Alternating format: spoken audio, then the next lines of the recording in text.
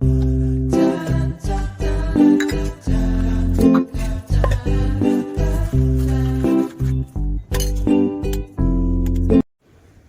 पहले हम सोयाबीन को 15 से 20 मिनट के लिए भिगो के रखेंगे गुनगुने पानी में।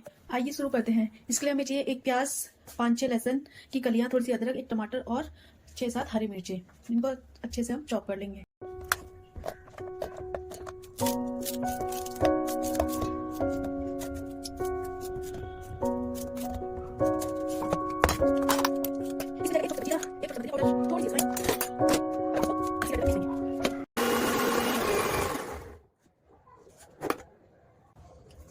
हमारी सोयाबीन अच्छे से